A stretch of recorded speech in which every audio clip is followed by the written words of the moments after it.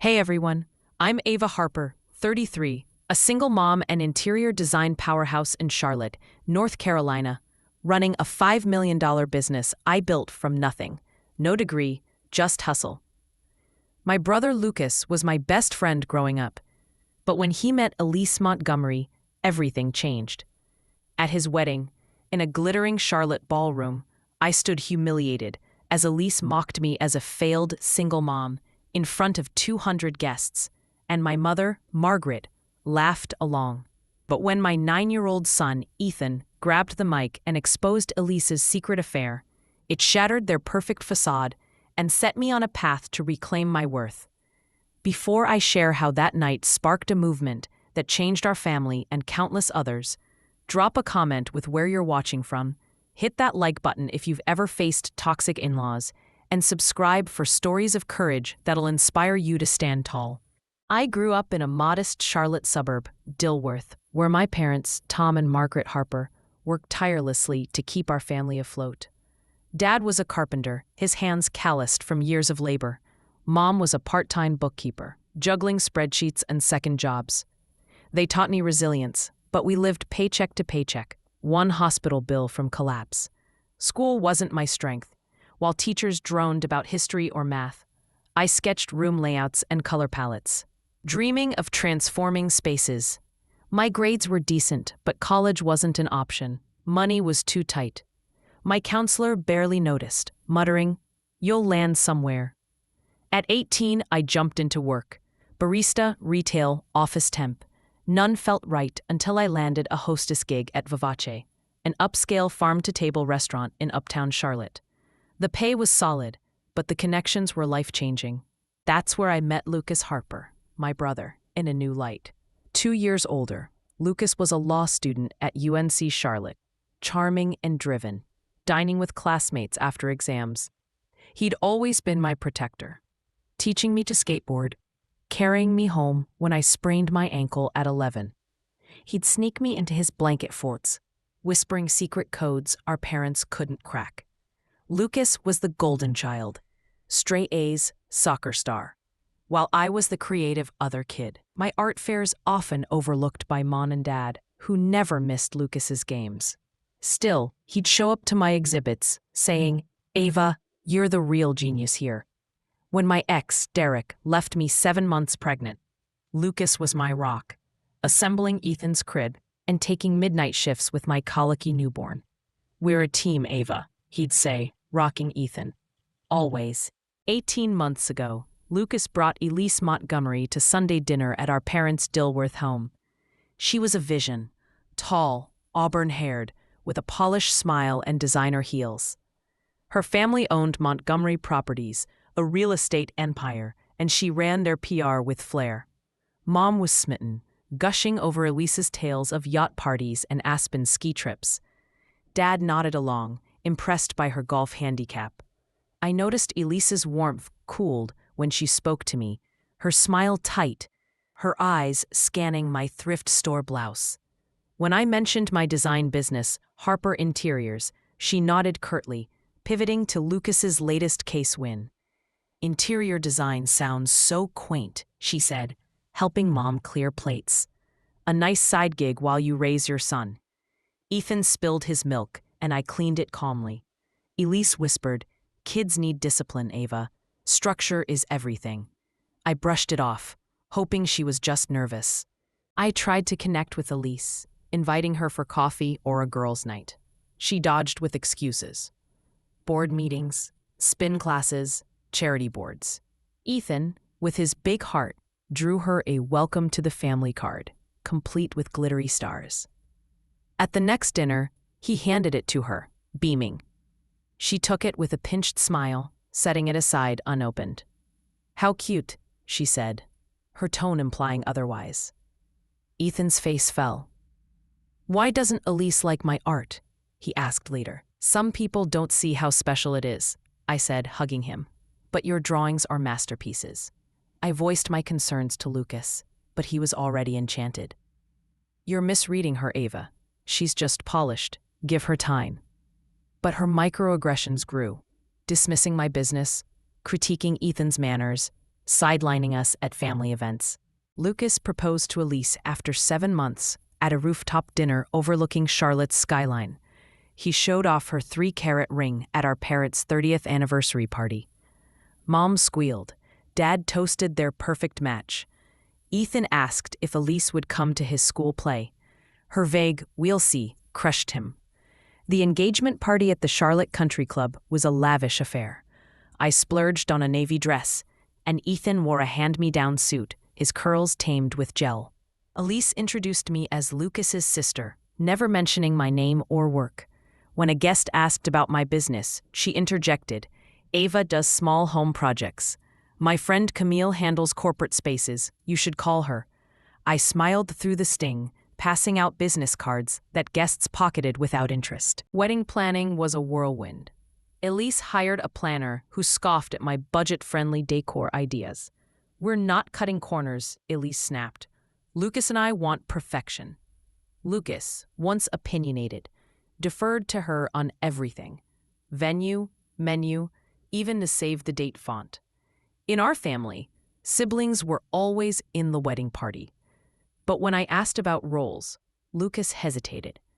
"Elise thinks you should focus on Ethan. Her sorority sisters are bridesmaids. It'd be uneven." The rejection hit hard. I cried alone, not wanting Ethan to see. The bridal shower at the Mint Museum was another slight. Mom sat at the head table with Elise's family, while I was relegated to a corner with distant cousins. My gift, a custom memory quilt with family photos, was met with Elise's "how crafty" before she gushed over a $500 wine decanter. When she accidentally spilled Merlot on my dress, her apology felt rehearsed. "Red stains are tough," she said, her eyes gleaming. Lucas grew distant, canceling our coffee dates and missing Ethan's soccer games. Ethan kept asking, "Where's Uncle Lucas?" I deflected, but my heart broke. Mom and Dad were too enamored with Elise's family to notice. 2 weeks before the wedding, Ethan spent hours on a drawing for the couple, a family portrait with Lucas in a suit, Elise in a gown, Ethan with his soccer ball, and me smiling. He framed it in wood I painted silver. At the rehearsal dinner, Elise took it with a quick thanks, then tossed it into a trash bin when she thought no one saw. I retrieved it, hiding it in my car, unsure how to shield Ethan's heart. I nearly skipped the wedding, but Lucas was my brother. I couldn't abandon him. "We'll go for the ceremony and a bit of the reception," I told Ethan. "Uncle Lucas will love that we're there." The wedding dawned, crisp and clear, a perfect May morning in Charlotte. Ethan bounced with excitement, thrilled to wear his tiny suit and ride in a rented Tesla, my splurge for the day. "Will Elise let me carry the rings?" he asked, clutching a new drawing for her. "They've got ring bearers already, buddy," I said, adjusting his tie, "but you're my VIP." I wore a sapphire dress I'd tailored myself, understated but elegant, with pearl earrings Lucas gave me for my 31st birthday.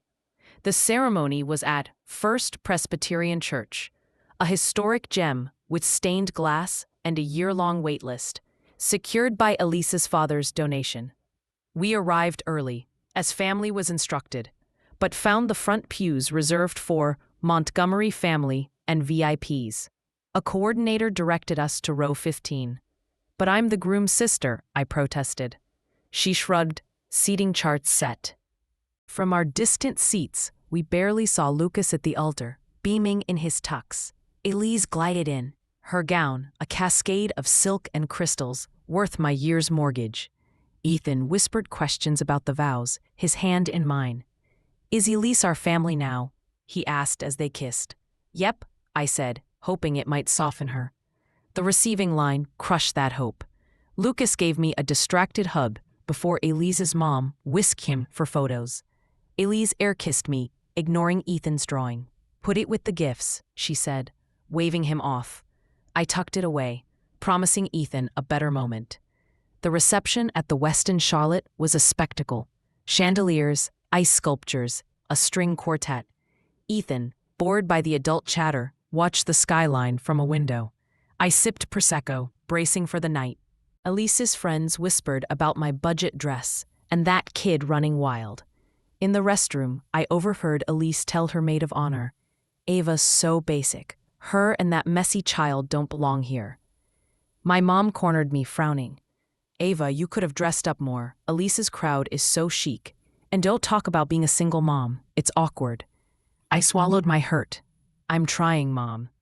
Dinner placed us at a back table with Lucas's junior colleagues, far from the head table's floral canopy. Ethan watched Elise intently, sensing the exclusion.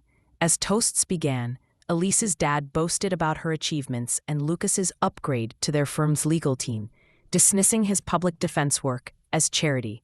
Lucas said nothing, his smile strained. During dessert, Elise, tipsy on champagne, grabbed the mic for an impromptu speech. "I want to thank my incredible parents for giving me the world," she gushed, "and Lucas's parents for raising such a stellar man." Her tone shifted, eyes locking on me. But let's be real, some family members don't quite fit the picture. Lucas is a star lawyer, and then there's his sister, Ava, scraping by as a single mom who couldn't keep a husband. Talk about opposites. The room gasped. My face burned. Then Mom laughed, a sharp, social cackle. "Oh, Elise, you're spot on. Ava's always been our fixer-upper, not quite up to par." Laughter rippled, led by Elise's friends. Ethan's eyes widened, hurt flashing across his face. Elise continued. "Kids need a real family, not a mom with bad taste in men and no prospects." I was paralyzed, tears stinging.